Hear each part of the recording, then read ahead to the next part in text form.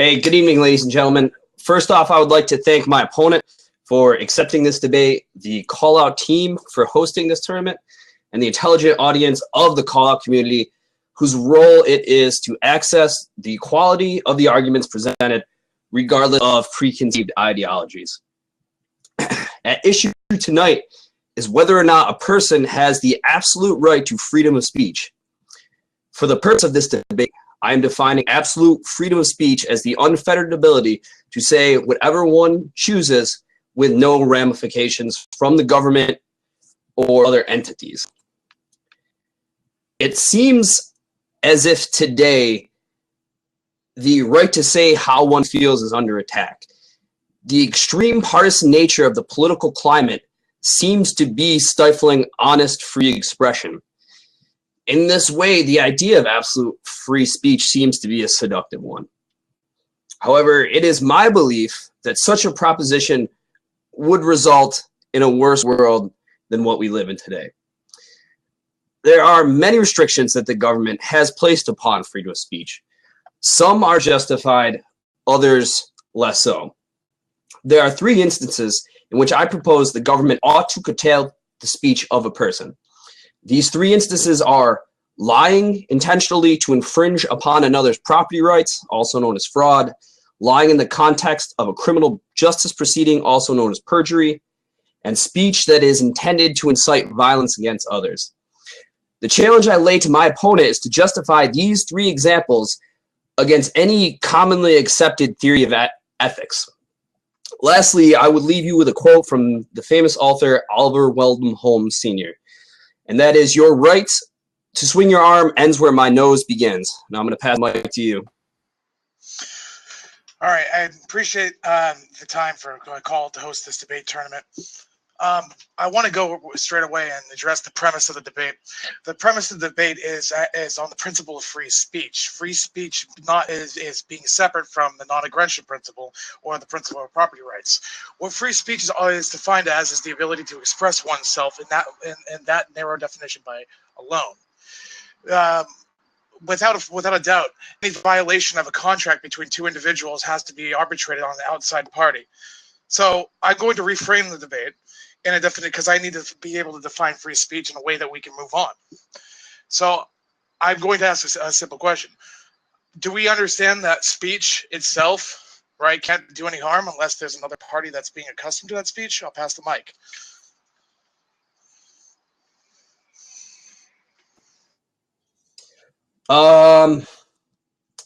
Yeah, I would agree with that. That there has to, that speech onto itself cannot do harm. Pass it back to you. All right. So if we accept that premise, we don't have as much as a disagreement than we really understood. The title of our debate, or I guess the sides of our debate, kind of have an ambiguous meaning, and we need to be able to hash that out so we can have some sort of clarity going forward here. The restriction of the freedom of speech, the quote unquote, in some cases, the restriction of freedom of speech must be enforced, right? So no one thinks that inciting violence is freedom of speech. Inciting violence is the intentional infliction of emotional distress upon others. That means that's the incitement of violence. Incitement of violence isn't speech. It's the incitement of violence. It's the creation of violence. It's nothing to do with speech itself. The question itself, I would argue, entails that the speech itself must be restricted and enforced in some cases. So I challenge you to see if you could actually refine that and challenge it and see if you have a disagreement. If that makes sense, just pass it right back. Sure. So I have a feeling that you're trying to redefine what we're actually talking about. Freedom of speech as an absolute right is what I am arguing against. And if your speech is inciting violence, it's still speech. It's still freedom of speech. I think that we might have a bit of a definitional quibble there, but I'll go ahead and pass it back to you. No, it's important because being able to move on to debate, we have to be able to have a common definition of the depth and the end of. So we're having a trouble here. I'm looking at the First Amendment, right, and seeing if there's any curtailment to the First Amendment within the United States context, and where that the government should step in further from what it explicitly states there, right? And common law preceding that already established that inciting violence, fraud, and coercion aren't forms of speech. They're actually forms of deception are actually harming an individual. Speech itself is independent of another individual. So once your speech imposes on another physically, it's no longer speech. So in this context, I'm arguing that there should be no restrictions on anyone's opinions, as long as those opinions don't incite any harm against anybody else. My speech ends right where your property rights begin. If I'm not taking away or actually calling for your property to be taken away or your freedom to be taken away, there should be no restrictions on speech whatsoever. I'll pass. So I'm actually trying to find where we disagree here, and I guess I'm having a tough time with it. Maybe the question wasn't the best. I came into this looking at it from speech as an absolute. So and I suppose we're talking about two different things. And I'm looking at the plain language of the word. So freedom of speech outside of any context of the Constitution or common law. So the ability to say whatever you want, as I already defined it in my opening statement. So let me pass it back to you with this question. What do you see yourself arguing against? I know you touched on it briefly, but maybe you could elaborate on it a bit more, and maybe we can find a point of contention. I was actually taking this side with the hope that this was going to be some sort of words or violence or words or some sort of form of my emotional discomfort. It needs to be restricted. I was arguing against that, with my anticipation being that if I wasn't going to be getting a social justice warrior to argue against, that I'd at least be getting somebody that has to be like, well, yeah, there's some things that the government needs to come in and restrict. Maybe I'll put it to you this way. Right, there's advertisements. Right, advertisements are currently are being restricted by the government arbitrarily, which could be a restriction of the freedom of speech. For example, tobacco isn't allowed to advertise on television, in magazines, or in any type of medium because of the children. Right, I think that's an excess violation of free speech, because the tobacco companies didn't do anything to violate anybody else's property rights, but yet their speech is being violated. Do you kind of agree with me in that area still? So actually reject the non-aggression principle. I don't think it quite goes far enough. I'm a proponent of Mills and the harm principle. And looking at it from that frame of reference, I actually would err on the side of the tobacco companies. I don't feel like anyone has actually been harmed. Now, if it was a case where, I don't know, hypnosis was used, or, I don't know, something that was ridiculous that subverted the will of the actual consumer, then yes, and I think that ought to be restricted. As a wholesale, like, you can't do it in any magazine anywhere. No, I have a problem with that. Where I would draw the line is marketing directly to children, marketing with the intention of trying to get someone under the age of 18 to use tobacco. So I would have a problem with Marlboro Lights advertising in Nick Jr. Quarterly. So back to you. All right. A couple things there. I would say that I would argue that we're not really on a different page here. The only question I have is, you said you reject the non-aggression principle in favor of the non-harm principle. So are you saying, let me see if I can understand your perspective here. Are you saying that property rights can't be defended As long as if someone goes in and steals something from your car, you're not technically being harmed until he takes your property away. You're saying you want to be able to stop that from happening? Please just elaborate real quick. So a lot of the times when people invoke the non-aggression principle, it is in the defense of property rights. And to me, I don't see property as necessarily the extension of self. I think that's why I like the harm principle a bit better. To me, deriving personhood from property is a non sequitur. So and that's why I think the NEP does not go far enough. So back to you. All right. So if I came onto your property, right, you're saying that you shouldn't have the power to stop me from going in, breaking your windows, right? That's breaking your windows as long as I don't touch you physically. Passing back. So there's two different things here: going on property and breaking windows. All right. If someone walked on, I'm a homeowner. If somebody walks onto my front lawn, and I ask them to leave, and they don't, then yeah, at that point, some force might be warranted. Obviously, if someone breaks a window, it's very hot outside. I have children. That harms them. So in that context, yeah, I would. I feel like I'd be warranted in using force. Deadly force? Well, there's other principles that constrain us, right? So some level of force is warranted, but there must be proportionality, for example.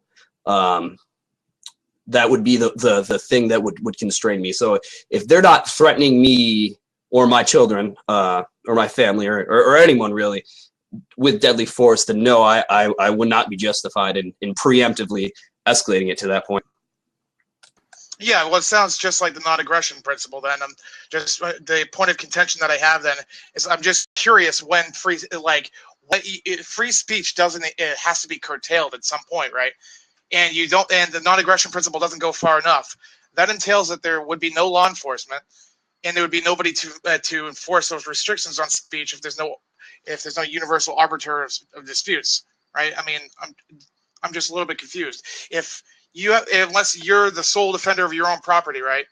And if someone comes in and incites violence against you, what would be your recourse in your system versus mine? In my system, right? And the non-aggression principle, if someone is inciting violence against me, I have a right to seek retribution for that. I have a right to seek damages to make myself whole from whatever damage or potential damage that person harmed against me, my reputation, and my future, right? Whatever measurable expenses were taken from me, right, from someone's perpetuated harm, I have a right to take that back through an arbitrator. Pass it back. Yeah, I mean, there's not much difference in this specific instance. This example that you cited, an independent arbiter, as we have it now, we have the judicial branch. For immediate concerns, we have a police force. I wasn't quite sure where you drew the line between the harm principle not having an independent arbiter and I mean, to me, it's apparent, but here you go. Yeah, no, I'm just trying to figure out if you're saying that you're an anarchist, or if you're just or if you're just a libertarian, because you said the non-aggression principle doesn't go far enough. The non-aggression principle is technically it's a anarcho-capitalist philosophy, and if it doesn't go far enough, it kind of implies that you don't believe in any hierarchy at all. Oh no.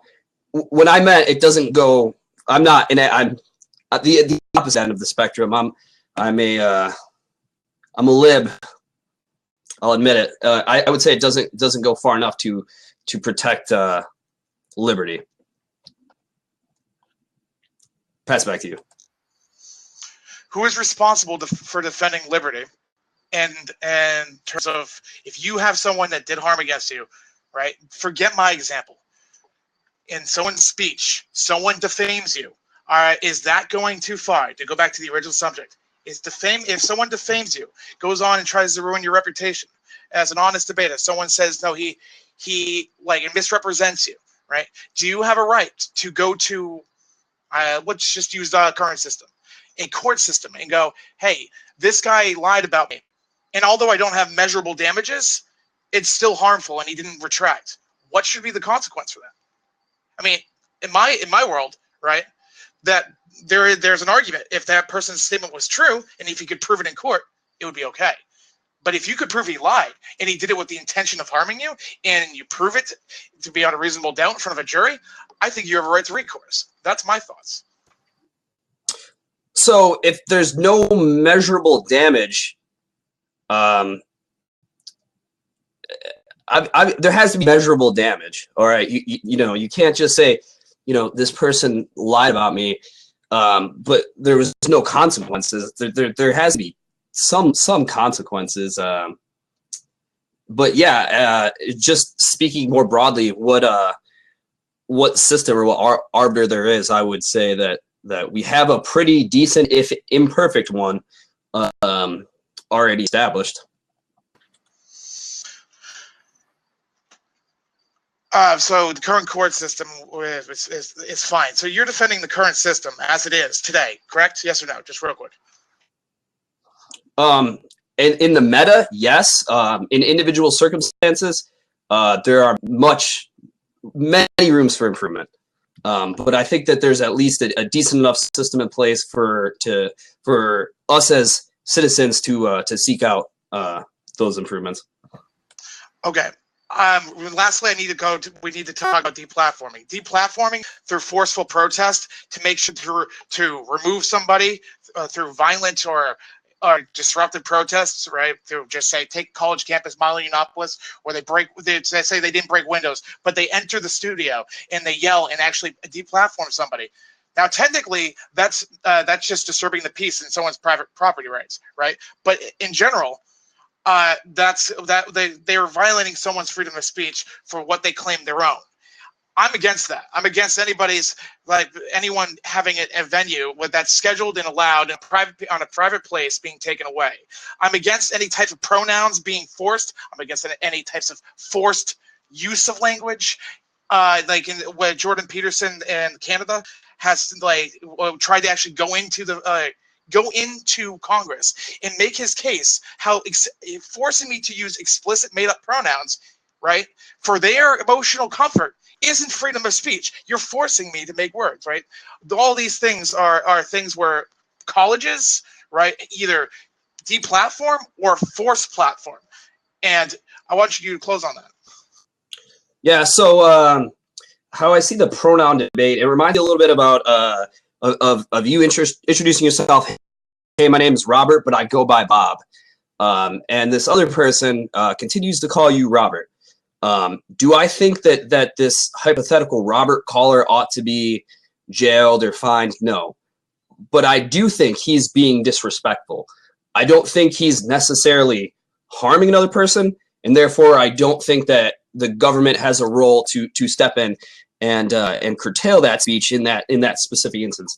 I do think as a behind a Rawlsian veil of ignorance, all people being deserving of equal respect and equal dignity, that you should call someone by their preferred pronoun or their preferred name.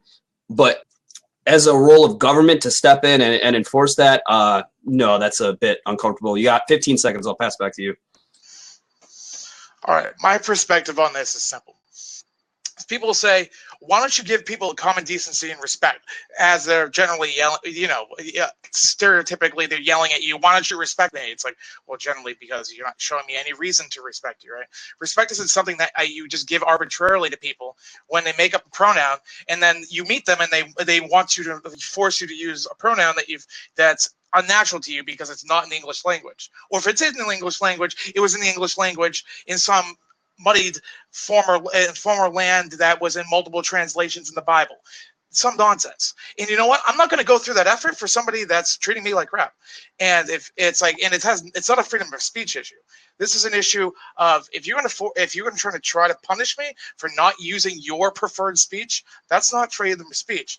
That's curtailing the freedom of speech. I don't think people actually have the right to be treated nicely. I think they have a right to be left alone. I think they have a right to be left to their. So I can't say that I necessarily disagree with you. The role of government stems in general